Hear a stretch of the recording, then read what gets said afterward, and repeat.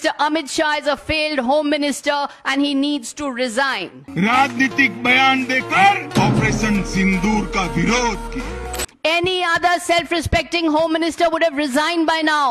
नमस्कार, आदाब। आप देख रहे हैं खबर अड्डा और मैं हूं आपके साथ सुंबुलीरम।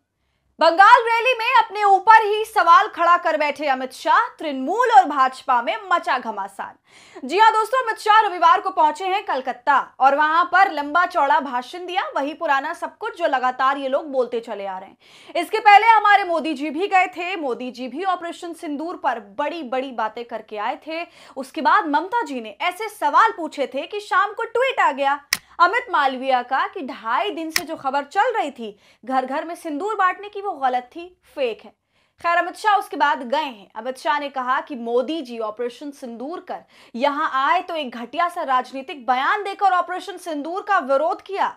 दोस्तों, वैसे मैं आपको बता दूं कि विदेशों में जिन 57 सांसदों को भेजा गया है भारत का रिप्रेजेंटेशन करने, उनमें से एक सांसद जो है वो ममता बनर्जी के भतीजे अभिषेक बनर्जी भी हैं। तो यहां सवाल सबसे पहले तो यही उठ जाता है कि अभिषेक बनर्जी यानी ममता बनर्जी के भतीजे यानी तृणमूल कांग्रेस के नेता को आप भेजते हैं विदेश में भारत का पक्ष बताने के लिए, और देश के अंदर कहते हैं कि तृणमूल कांग्रेस और ममता बनर्जी ऑपरेशन सिंदूर का विरोध कर रहे हैं। और मोदी जी ऑपरेशन सिंदूर कर यहाँ आए तो एक घटिया सा राजनीतिक बयान देकर ऑपरेशन सिंदूर का विरोध किया। ऑपरेशन सिंदूर का विरोध ना तो ममता बनर्जी ने किया, ना देश की किसी विपक्षी पार्टी ने किया। ये बात पूरा देश जानता है कि किस तरह से पूरा का पूरा विपक्ष सरकार के साथ और हमारी आर्मी के साथ बिल्कुल खड़ा था, उसके हर एक फैसले पर हामी भर रहा था। लेकिन दोस्तों, आप देख सकते हैं किस तरह से भारतीय जनता पार्टी विपक्ष को इस पूरे ऑपरेशन सिंदूर से ही बाहर की ओर धकेलना चाहती है और उनके खिलाफ एक गलत नैरेटिव सेट कर रही है जनता के सामने। वैसे ऑपरेशन सिंदूर था क्या? 4 दिन जो पाकिस्तान के साथ आपके युद्ध जैसी स्थिति बनी रही, इधर से उधर हमले होते रहे, उसका समर्थन तो सभी ने किया। सेना के साथ सब लोग खड़े हुए थे, विरोध हो रहा था। ऑपरेशन सिंदूर के नाम पर जो आप वोट बटोरने की कोशिश कर रहे हैं, इस पर विरोध हो रहा था। तो कभी खबर आती है कि घर घर सिंदूर बटेगा, फिर आप कह देते हैं कि सिंदूर नहीं बटेगा। फिर खबर आती है कि मध्य प्रदेश में आयोजन होगा, उसमें कर्नल सोफिया कुरैशी और विंग कमांडर भूमिका सिंह के कटआउट लगेंगे। खबर आती है, खबर चलती है, आलोचना भी होती है। उसके बाद वहां के अल्पसंख्यक मोर्चा के अध्यक्ष के सर पर आप सब कुछ डाल देते हैं और कहते हैं कि नहीं, वहां पर इस तरह की कोई कटआउट लगने की खबर नहीं है, ये भी फेक न्यूज है। तो मतलब चल क्या रहा है? भारतीय जनता पार्टी आखिर चाहती क्या है?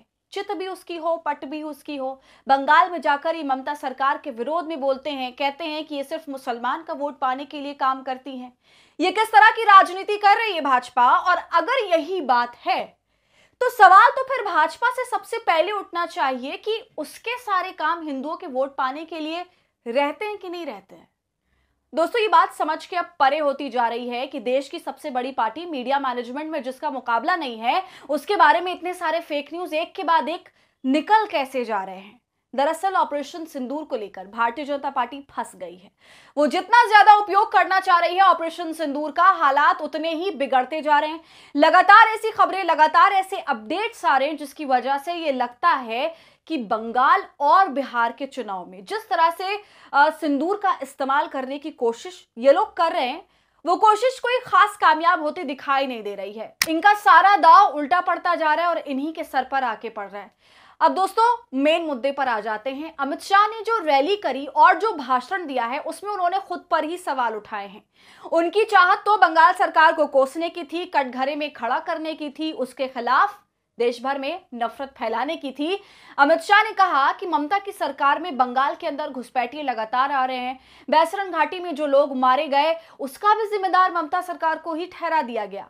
ये तमाम बातें बोलकर अमित शाह समझ रहे थे कि उन्होंने झंडे गाड़ दिए बंगाल में, लेकिन अब उनके ऊपर सवालों का अंबार आ गया। जी हां, सवाल तो यह है कि वहां पर शासन है आपका, वहां पर पुलिस से लेकर आर्मी से लेकर बीएसएफ से लेकर सब कुछ आपके कंट्रोल में है। आप क्या कर पाए जब बैसरन घाटी में हमारे लोग मारे गए? सवाल तो यह है कि अमित शाह जी, आप देश के गृह मंत्री हैं, बीएसएफ आपके हाथ में है, आपकी सरकार है केंद्र में, रक्षा मंत्री आपके, प्रधानमंत्री आपके, सेना प्रमुख आपके, जाहिर तौर पे सेना आपके ही कहने पर काम करेगी। इतना सब कुछ होते हुए बैसरन घाटी में बंगाल के, बिहार के, यूपी के, देश भर के लोग कैसे मारे गए? इस सवाल का जवाब आपके पास नहीं है तो आप ममता बनर्जी के बारे में कह रहे हैं कि उन्होंने चुप्पी बनाए रखी। क्या वाकई आप ये सब कुछ कह रहे हैं गृह मंत्री जी? क्या आप अपनी जिम्मेदारियों और अपने पद के अंतर्गत क्या कुछ आता है, क्या क्या पावर्स आती हैं, उन सबको भूल बैठे हैं? या फिर ये सब कुछ हर बार की तरह की गई जुमलेबाजी है?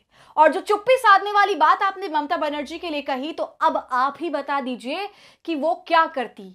वो अगर बोलती, अगर आपसे सवाल पूछती, तो आप ही पलट के कहते कि देखो राष्ट्रीय सुरक्षा का सवाल है और ये लोग हमसे ही सवाल पूछ रहे हैं।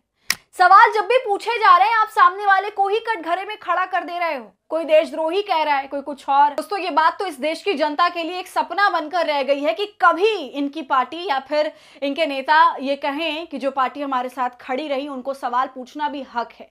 लेकिन नहीं, आप एक ऐसी सरकार है कि सवाल भी आप ही पूछो और कोई कौन सा सवाल पूछेगा ये भी आप ही तय करो। इसलिए ममता बनर्जी हो, चाहे कांग्रेस हो, चाहे कोई भी पार्टी हो, ये पूरे वक्त आपके साथ ऑपरेशन सिंदूर में बिना कोई सवाल किए खड़े रहे और फिर भी इनको आप देशद्रोही और जाने क्या क्या कह रहे हैं। दोस्तों, असली बात तो ये है कि बंगाल में अपनी पैठ जमाने के लिए भाजपा अब ममता सरकार को एक प्रो मुस्लिम की तरह दिखाने की कोशिश कर रही है और वहां की जनता को ममता के खिलाफ करने की कोशिश कर रही है। और केवल प्रो मुस्लिम नहीं, उन्हें ऐसा दिखाया जा रहा है कि वो एंटी हिंदू भी हैं। बंगाल में भारतीय जनता पार्टी अपने पैर नहीं रख पा रही और जो चुनाव अगले साल होने वाले हैं यहां पर, उसमें बीजेपी को कुछ भी करके बंगाल की गद्दी हासिल करनी है। इसलिए वो वोटों का ध्रुवीकरण करने की पूरी कोशिश में है और इसलिए ही बार बार मुर्शिदाबाद के दंगों की बात की जाती है। बार बार कहा जाता है कि मुर्शिदाबाद में जो दंगे हुए उसमें टीएमसी के लोग शामिल थे। भाई, वो बात अलग है कि उसके अंदर भाजपा के लोगों का भी नाम सामने आया था, लेकिन ये अमित शाह कहां बोल पाएंगे। भाजपा कह रही है कि ममता सरकार मुस्लिम कार्ड खेल रही है। हालांकि ये बात भी सच है कि केवल मुसलमान के वोट से बंगाल की सरकार नहीं बन सकती। भाजपा ये क्यों बार बार भूल जाती है कि वो 12 महीना हिंदू कार्ड खेलती है, जिसकी वजह से आज तक वो 2014 से केंद्र की गद्दी पर है। दोस्तों, इस पूरे मामले पर ममता बनर्जी की पार्टी की सांसद सागरिका घोष ने अमित शाह को ऐसा धोया है, ऐसे सवाल पूछे कि उनके होश खराब हो गए।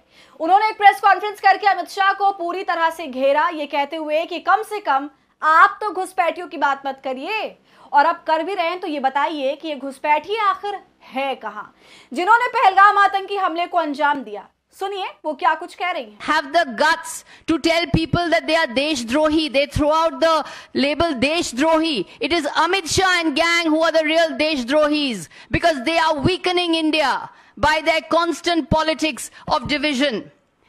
Mr. Amit Shah had the gumption to talk about infiltration. Will Mr. Amit Shah tell us how did the terrorists infiltrate Pahalgam? Any other self-respecting home minister would have resigned by now. How did the terrorists infiltrate Pahalgam? How were 26 people killed? Why was there no intelligence? What kind of coordination was Amit Shah doing with the government of Jammu and Kashmir? What is Mr. Amit Shah's politics is all about divide and rule. Divide divide divide, ये लोगों को बांटने में लगे रहते हैं और इससे देश घातक हो रहा है, देश कमजोर हो रहा है, देश मजबूत नहीं होगा अगर आप लोगों को बांटेंगे इस तरह से। दोस्तों, अमित शाह ने ममता बनर्जी पर करप्शन के भी कई आरोप लगाए हैं, तो इस पर भी सागरिका घोष ये कह देती हैं कि भाजपा सबसे बड़ी वॉशिंग मशीन चला रही है। इधर से एक करप्टेड आदमी भाजपा में जाता है और उधर से उनकी मशीन में धुलते हुए बाहर निकल जाता है। सुनिए। For mister Amit Shah to talk about corruption is a bit rich. The BJP is the world's largest washing machine. Mister Amit Shah is heading the world's largest washing machine. All ED cases are against opposition politicians.